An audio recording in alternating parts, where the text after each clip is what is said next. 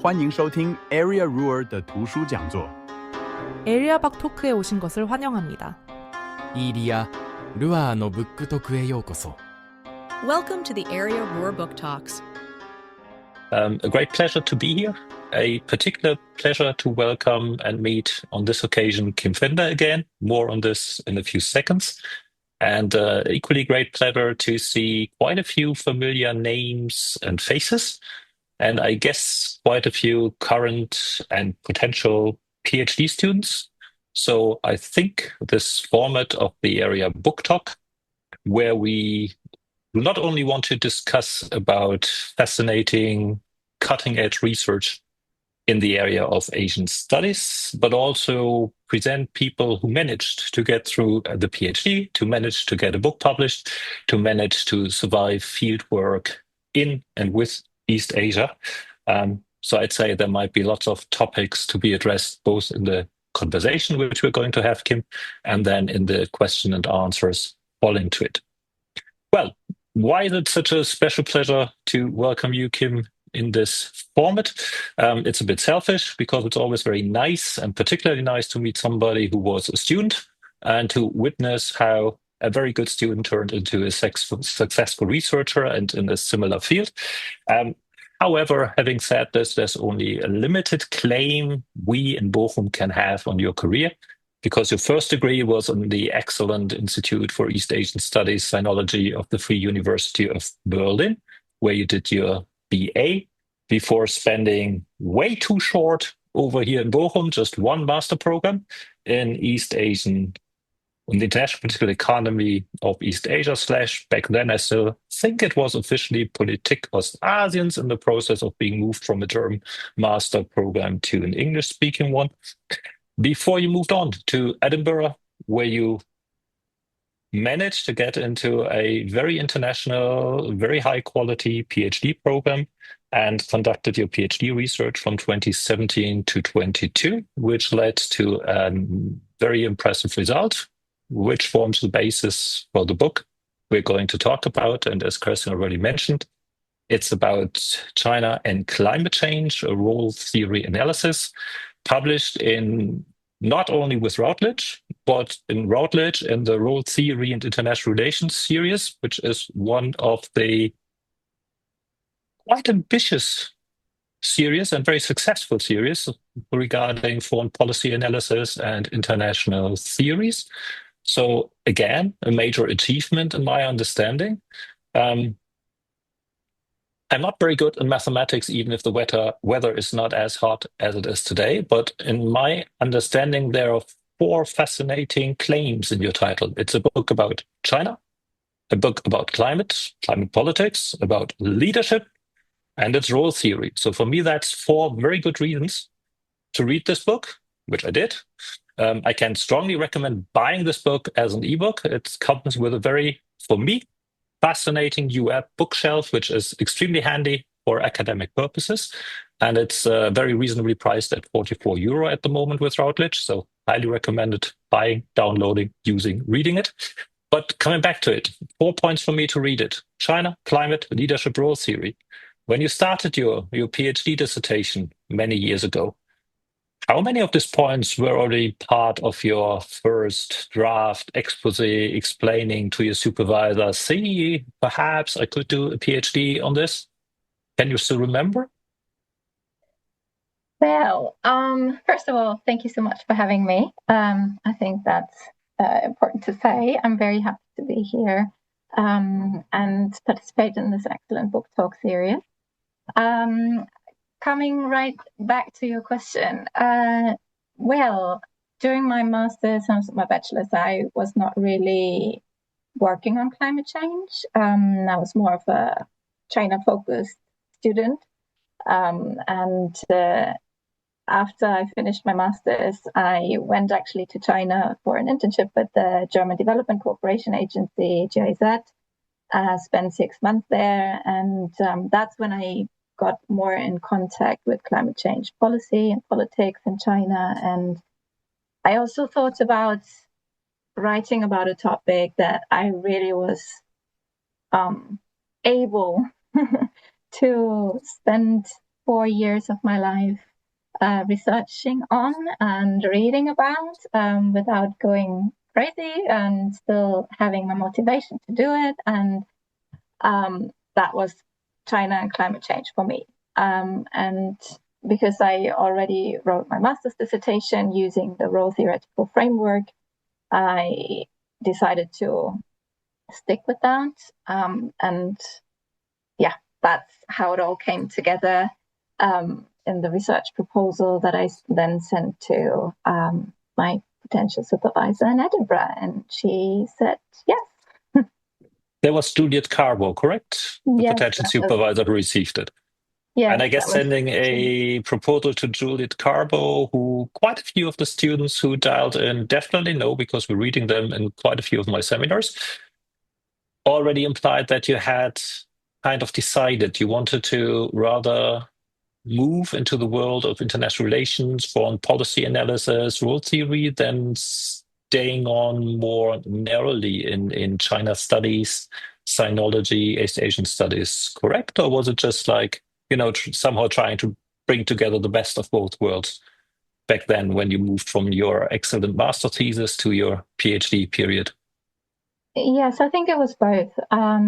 Bringing everything together was my aim, kind of, because I developed more from a regional area studies student into then at Bochum getting more of a politics education in that sense and international relations. And then I decided to move further in that direction, but still take China with me. And that's why I decided to stick with China, use role theory, and therefore also expand my knowledge a little bit more on foreign policy analysis with other mid-range theories that I then combined it with.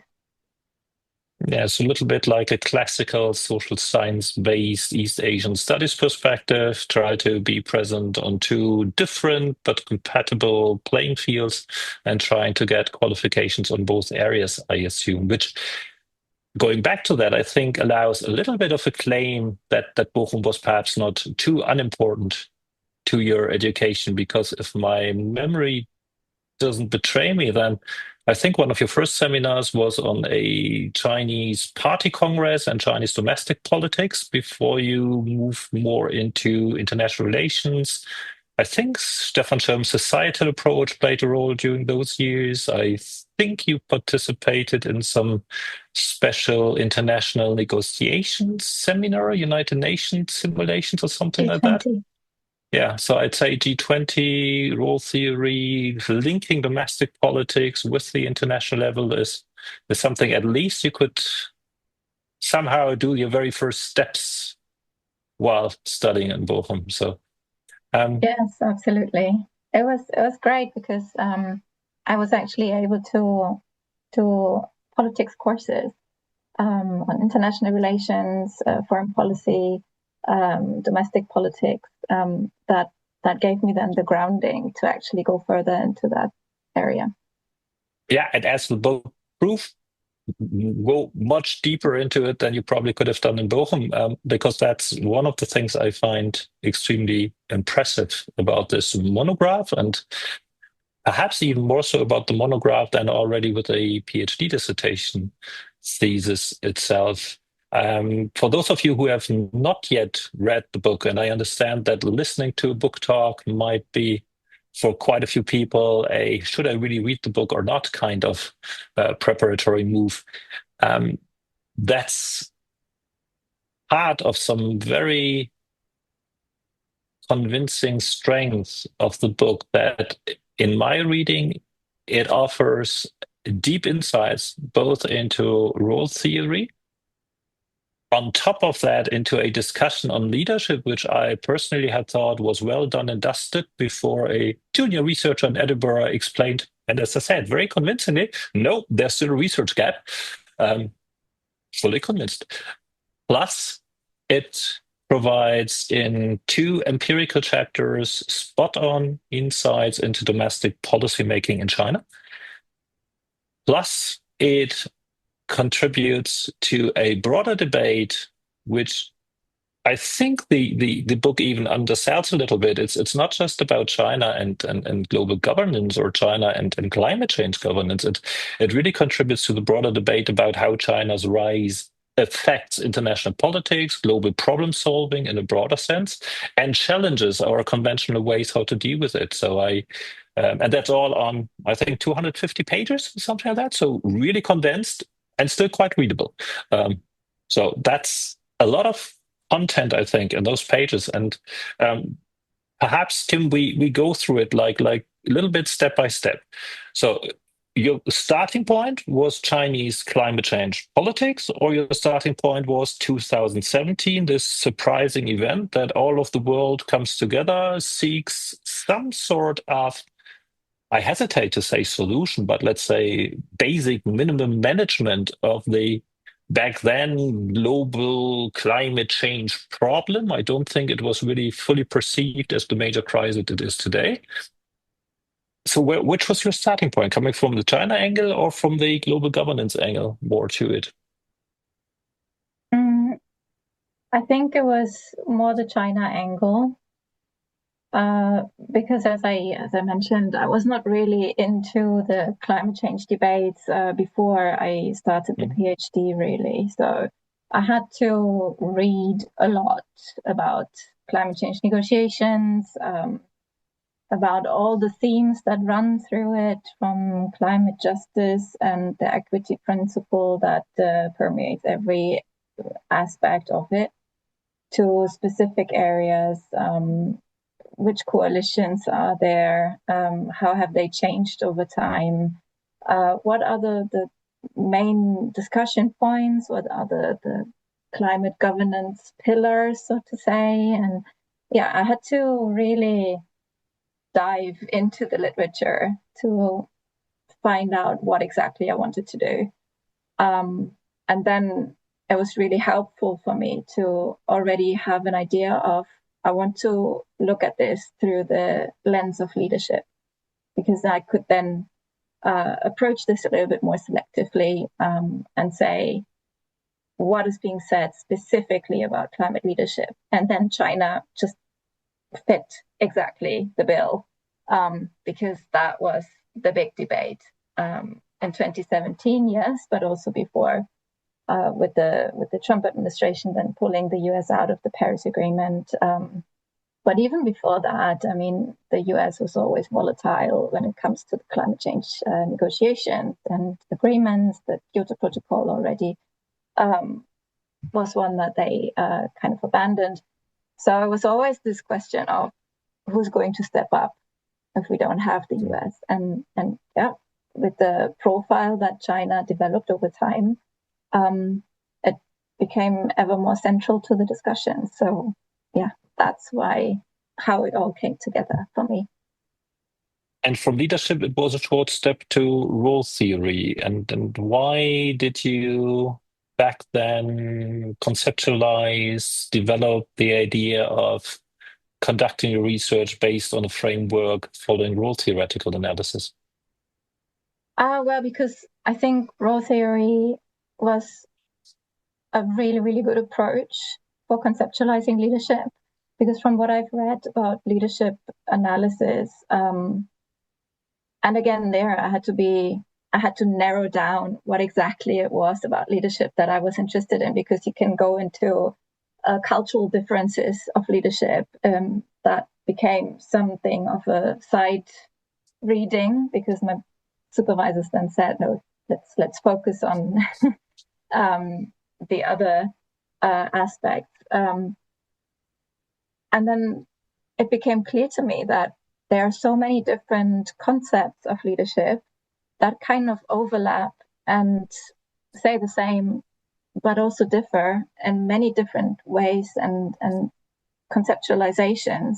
And they're also being used differently by different authors. They're woven into each other, and then it's very hard to disentangle what is actually meant. That I thought, like, this is too messy. And role theory gives you a really good concept. I mean, with roles being both a position and behavioral expectation and then a process over time, because it's a relationship. You can bring in the co-leaders, you can bring in followers. And these are the gaps that the literature already identified about leadership. And that's why I used role theory. And I was not the first. There were scholars before me that brought leadership and role theory and roles together.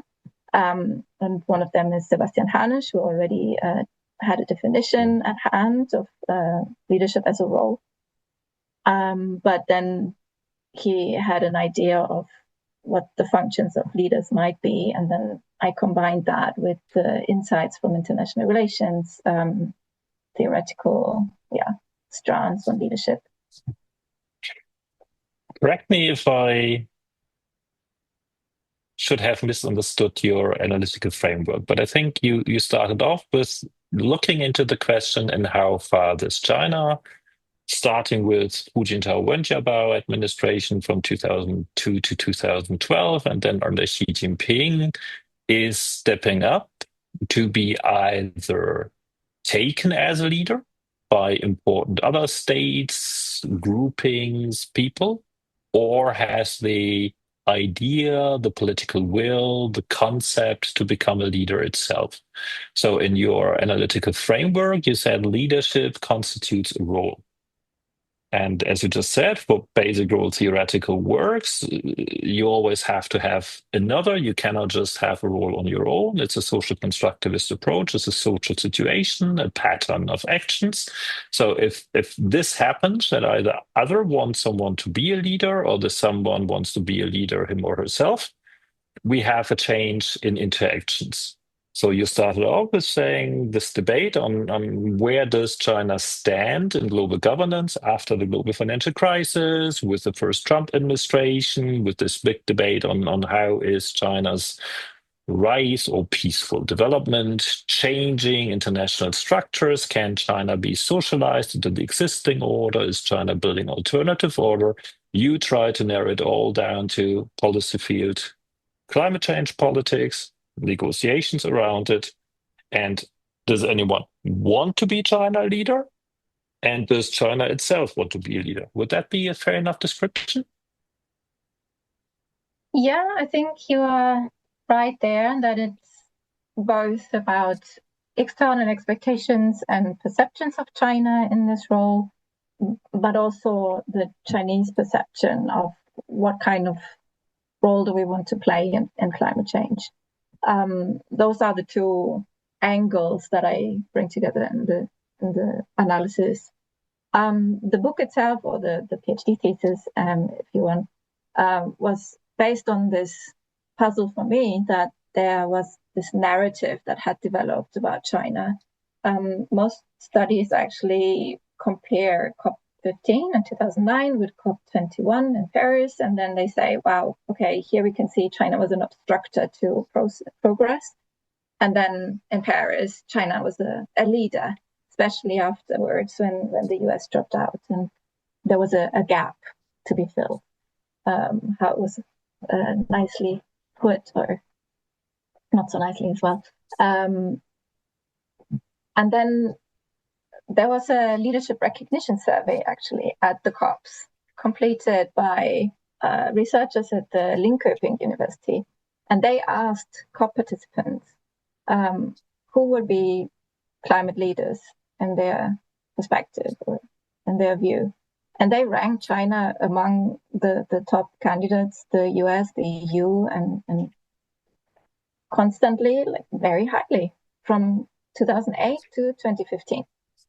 So that already for me was puzzling, because that was a very different perception from what has been developed in the narrative by scholars, media, negotiators that spoke to media. So I was asking, like, how much does perception actually play a role there in leadership construction? And also, this is all mostly been constructed by non-Chinese people. So how do, Chinese people is a big term, but how does the Chinese leadership and also other actors within China see themselves in this area of global governance? And then, as you mentioned earlier, it's not only about climate change as an area of global governance, but we can actually draw some conclusions or inspiration for analyzing China's role in other areas as well. Mostly those that provide a global public good, like global health, or the protection of the environment, if we look at the biodiversity and environmental governance, and analyze China through this leadership or role theory lens there as well. But to do it, you needed to better define leadership as role. And that's one of the parts I personally enjoyed very much reading. Of course, due to the content, but in addition to that, one of the great experts in Germany on role theory, Sebastian Harnisch, needed to be slightly revised according to your presentation. So you took over from him the idea that there's a master role. And I think this is, in your case, leadership in climate governance. But to analyze and understand how this leadership role is defined, both by other actors, significant others, or by the Chinese representatives of China themselves, you created a very interesting list of auxiliary roles, so smaller roles, narrow roles, which allowed you a very detailed analysis of what actually happened regarding the discussion in China and between China and other actors in the 2 rounds of negotiations in Copenhagen and Paris. So you set up, how did you develop this idea of breaking down leadership, what a lot of people had used, into a much more precise framework of analysis? I think that's very helpful for many advanced students here, PhD students, to see how you did not only find one big name, one great thinker who already had moved in this direction, but managed to build up on him and create your own analytical framework for your purpose. Yeah, I think it was one particular paper that I read that said, we still don't really know what connects leaders and followers in a group. And that really reminded me of the definition that Sebastian Harnisch used, that it's the convergence of expectations from followers and co-leaders and the leader, her or himself. But then also the shortcoming of leadership analysis so far that always used the types of leadership, as they were called, like ideational and idea-based, and that there are like 6 or so different ways of describing the types of leadership. And again, they didn't really tell me much. What exactly am I looking for? What is expected really in an ideational leader, or of an ideational leader? So Sebastian Harnisch already said, like, well, leaders have functions, a social function in a group, and they are supposed to work towards the group's goal, the group goal. And they do that in specific ways. So he said, well, they set the agenda, and they may initiate a topic. And then he mentioned 2 more, but also Harnisch did not really go into more detail. So I thought, again, like, what exactly am I looking for here when I analyze China's role as a leader in climate change negotiations or any other negotiations? So I started to bring together these different literatures and really thought about, what does the one strand of literature tell me? What does the other tell me? And how can I bring this together and integrate it so that it makes sense for my analysis?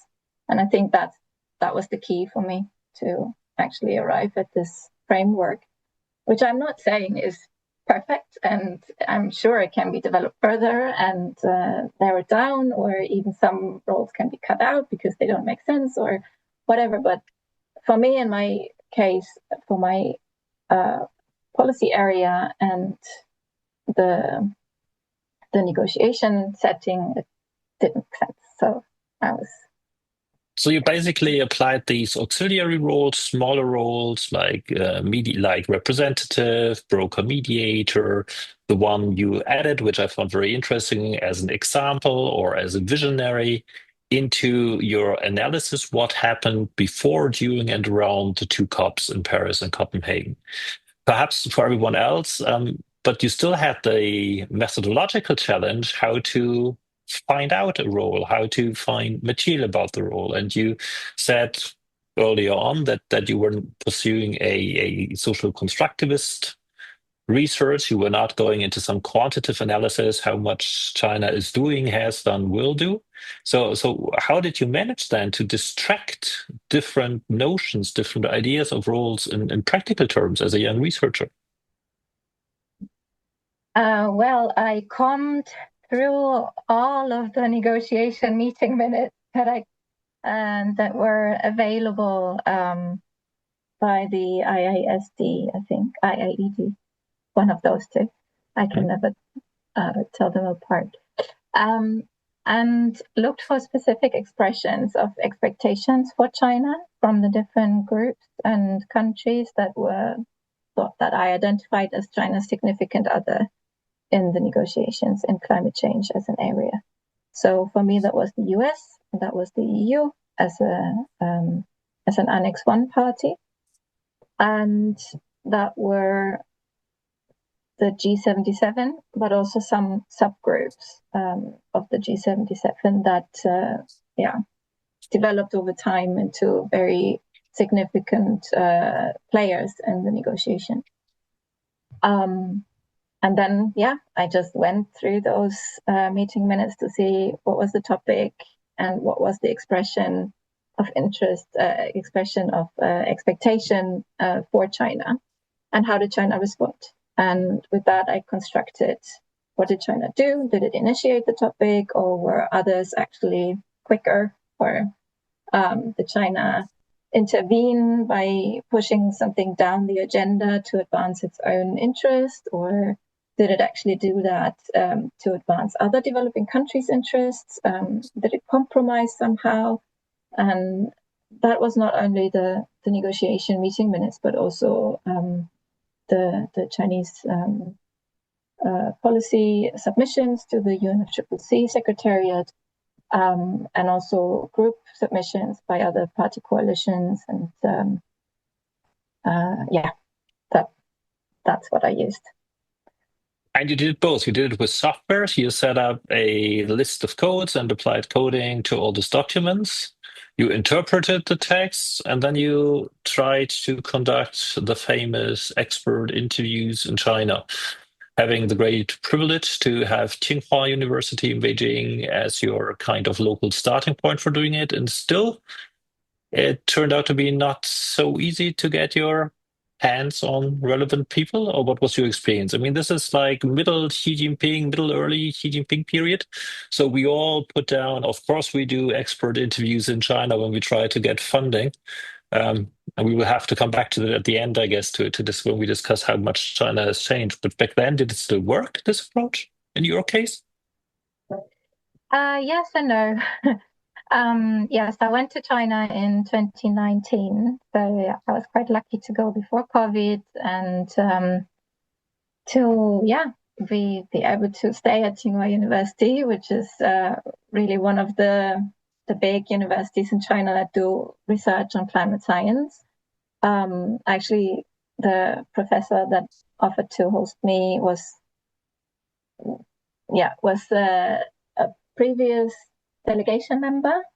So I already had my first interview participants. That was great. And it did give me the institutional standing or background to approach other scholars in the field, also at other big universities like Vender or Renmin. But at the same time, I was very aware that I was a foreigner, and I wanted to interview Chinese experts on their country's climate policy and diplomacy. So you have to be certain about your positionality in there, and that you're being viewed through a different lens than probably would be a Chinese student. asking those questions.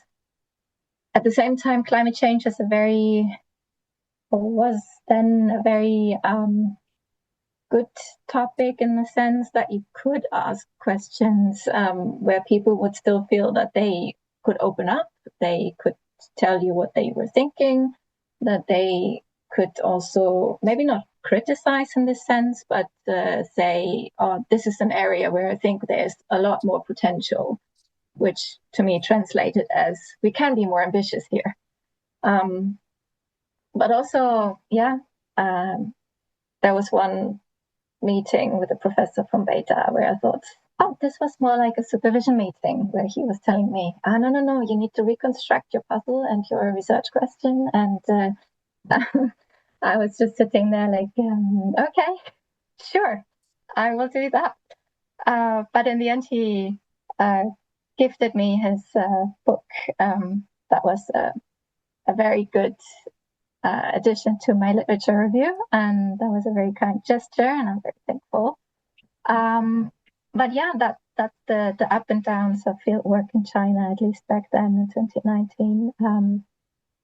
But you also have to cast your net very wide, speaking to non-Chinese experts as well, who may or may not have contact with Chinese ministries or NGOs. I spoke to someone from Greenpeace China, which was amazing. And he also said, you can cite me by my name, which is very rare in China to hear that.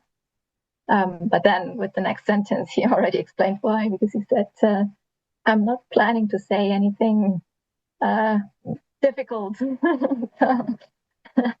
But still, it was a very insightful interview. And he said, it's great that foreign researchers come to China to try to understand China better, because I think that is something that is still needed in Europe. And it's great that you're here. So I already felt validated. That was a good feeling. Yeah, that's nice to hear, because quite a few people here in this format know that these, of course, were the years when the relationship between Europe and China started to take rather a downwards spin, and being a European researching Chinese foreign policy changed from being a welcome counterpart to being considered quite difficult. But now, finally, getting back to the leadership role in practice. So when we go back to the first big empirical part of your book, looking at the Hu Jintao-Wenjiabao period, quite a few people have discussed why, and particularly why not, China accepted a global leadership role in 2008, 2009, when everyone around the global financial crisis was looking to China, who was less affected, had massive financial and ideological capacity, and everyone was hoping China would take the lead in this new organizations like the G20. Quite a few people were fearing that the world would become a China-dominated global something. I still remember this famous book, When China Rules the World, not if, but when China rules the world. So in climate change, I think the picture you draw, how the domestic debate in China evolved around leadership, China's position in this context, how China's relationship with significant others, including the Global South, including the United States and European Union, evolved. Not really leadership under Hu Jintao-Wenjiabao, correct?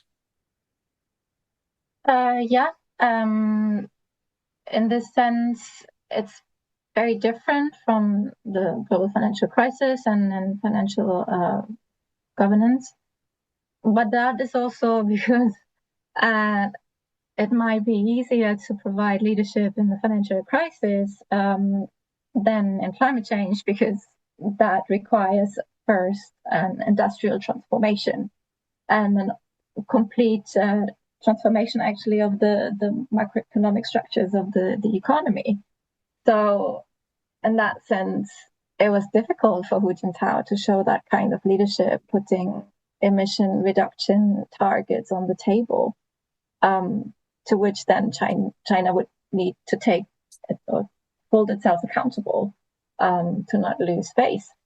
So I would say that climate change, therefore, is an area where leadership doesn't come easy for a developing country, especially not if China or any other country is being judged so harshly on the implementation of policies as well, because there's a lack of trust in the data, there's a lack of trust in implementation capacity, and if the numbers that the Chinese government is publishing actually reflect the reality on the ground. So China needed to be very careful, and that is one reason probably why at COP15 2009, Hu Jintao or Wen Jiabao in that case was not able to put ambitious targets on the negotiation table. I think there was I was going to say there was a second dimension, that the whole idea of collective leadership in the Communist Party kind of prevented anyone representing China in an international format to move ahead too much from the predefined positions inside China, which gets me to what I find a particularly interesting part of your analytical approach and very interesting read in your book, that how the domestic setup limited the capacity to enact leadership in an international negotiation. So my understanding of reading this chapter was that at this time, first of all, it was unusual that a developing country was thought of, was discussed, was expected to offer leadership in the first place. But that still, that this external expectations regarding China's contribution to global climate governance were reaching further than what has been discussed and was framed inside China. Although, as you show in this chapter, the domestic contestation, the internal debate in China among experts, in the public, regarding how strong China is, how much China then should play a leading role in global negotiations, was very diverse. So is trying to sum up this very differentiated analysis you offer in the chapter, which if we go into the details now is going to eat up all the remaining time. Is it more like an external thing that under Hu Jintao Wen Jiabao suddenly China was confronted externally, like you're so big, you're developing so quickly, you should enact leadership? Or was it more a domestic side effect of a growing awareness / rising nationalist attitude that because we are back to a certain size, now we can act differently in the international sphere, in your eyes?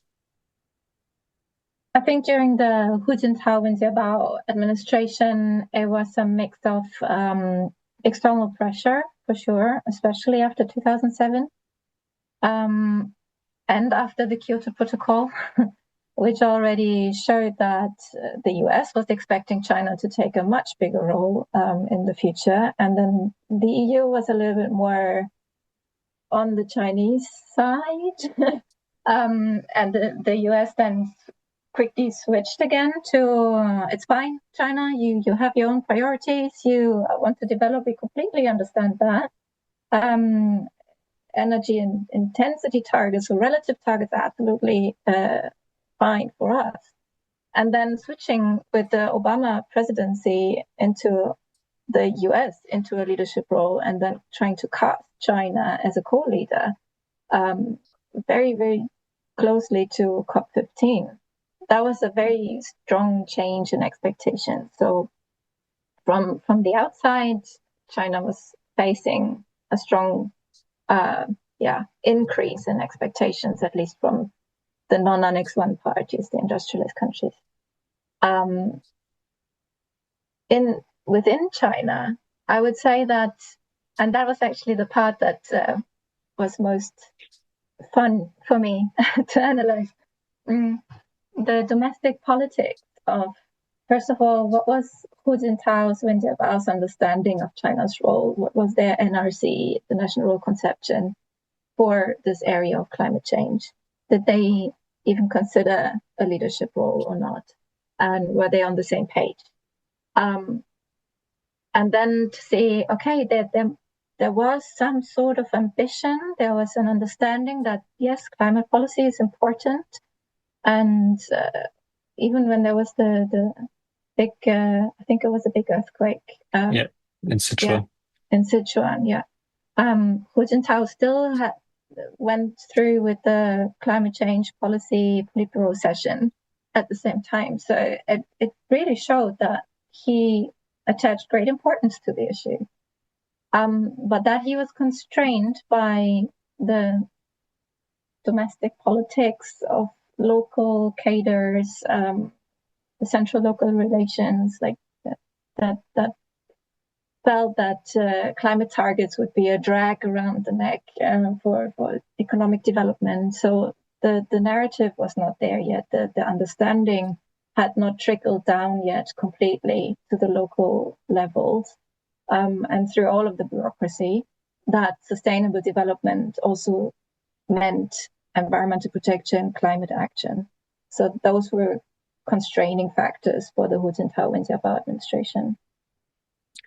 So you introduced the concept of factionalism quite strongly in this analysis. So you even go back to the well-documented complications around Jiang Zemin on the one hand handing over power peacefully and within the informal institutional setup prearranged under Deng Xiaoping, which a lot of observers thought was a big success, that the Chinese leadership managed to transfer power quite comfortably, quite smoothly. On the other hand, Jiang Zemin not really pulling out. And so I'm still not sure whether this was more of a debate on Chinese politics, all this talk about groups and factions and how they fight each other and block each others and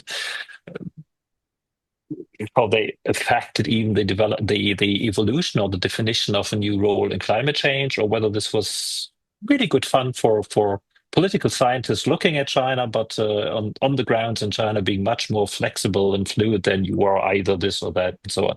But quite convincingly, you show that under Hu Jintao-Wenjiabao, there was a lot of domestic contestation, which set limits to the way how the leadership, who attached great importance to climate change, could act, and thereby led to a certain gap between significant others like the United States and the EU pushing for China and how far China responded.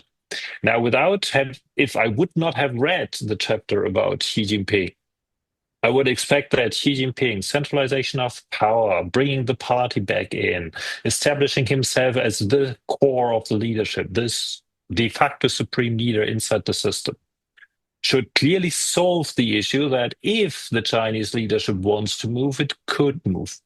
And still, you keep the perspective of domestic role contestation on China's climate change policy under Xi Jinping. I think you still show quite nicely how different expectations by global South countries, the European Union, the United States, sometimes matched, quite often did not really match China's own understanding of what its role would be. So how would you argue now that under the following 10 years, 2012 to 2022, 23, under Xi Jinping, China fully embraced leadership in climate governance and thereby made it publicly seen how good China is in solving global issues and contributing to a much better future for human mankind?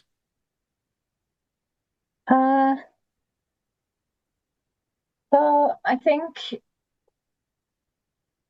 again, going back to the original narrative, it sounds like under Xi Jinping, there was a huge shift to ecological civilization and climate action and so on.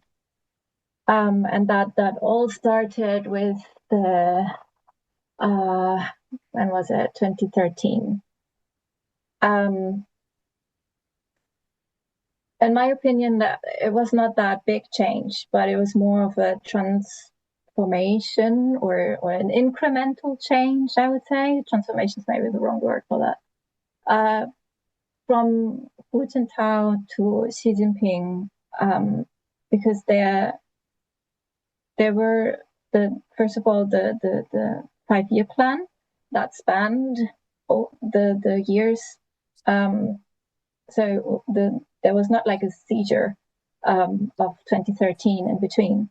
Then there was the Environmental Protection Law that was published 2014, but that also needed like years and years of revisions beforehand. So it also starts with all under Hu Jintao already. So it was not that clear cut. Scholars were talking a lot about the new normal of China's economic development, and the new normal correspondingly of China's policy, climate policy, and politics. Much more ambitious, much more even assertive, and having an understanding of China being able to lead in this area. Still, I was intrigued whether there was all of a sudden no contestation anymore within the Chinese polity, by bureaucratic actors, by the public, by local governments. And when I looked into it, I found that there is still some unease, especially amongst local government officials in provinces when we go to the West that are more developmentalist, that do not partake that much in the technology boom of solar and wind turbine manufacturing and so on. So there's still different interests, still different perceptions of what is good for China in this area, climate policy, and how fast they can actually go into this low carbon development model without losing people on the way. So in this sense, I think there's still domestic contestation, but it is more constrained in the form that it works more within the party line, the way things are phrased. So the language that is being used aligns more with the official language, but then still there are nuances. What I said earlier is like, we could do more here, or instead of saying these climate policies are not ambitious enough, it's like we value environmental protection as much as we value economic development. Hearing that from a provincial party cadre is already quite telling. And also that some were selected as pilot studies for low carbon development, some provinces, some cities. And they had some leeway in setting their own targets. And they actually went beyond what was expected. Shows that there's still room for improvement, in their opinion. And I thought that was quite an interesting find also for the Xi Jinping era. No, that's a very important, interesting find, because you're right at the core of the debate how governance under Xi Jinping evolves. So your book, I think, contributes to many more important discussions than the 3 or 4 we outlined at the beginning. But as much as I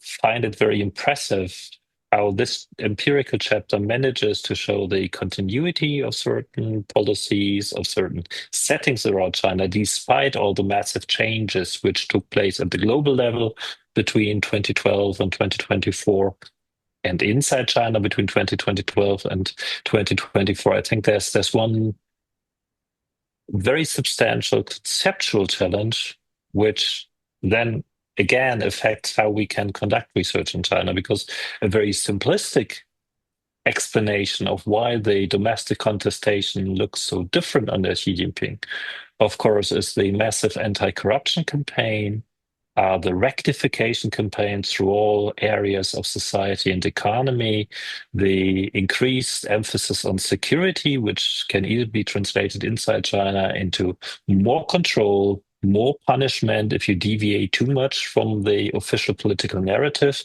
and an even further improvement of the propaganda apparatus. And perhaps that's one of the last questions I might pose here with looking at the time before we open up our conversation. But that's, of course, one of the really big questions, not only for your own research, but for all the empirical work in China. Like how can we analyze domestic contestation beyond the very narrow group of policy experts if we acknowledge how efficient, how successful, and how powerful both the propaganda inside China is and the security apparatus who can beef up the propaganda by making it very clear what happens if you stray too far from the official lines. So this old debate, like as you say, that's I think very, very important, and I might repeat it here, that it's so important to understand and see the nuances in these debates, because the pressure on everyone to fall in line is quite big. Where I still agree with you that of course the public plays a role in China's decision making, and that's something you again lay out in very nice details and in a very readable manner. At the same time, this public opinion is so much steered, engineered, controlled, manipulated, that I think conceptually for people who would want to follow your analytical approach and apply it to authoritarian political systems, that's really one of the fields I would be really curious to read more research. Yeah, because I think not only in the case of China, but particularly in the case of China, that's really one of the big challenges.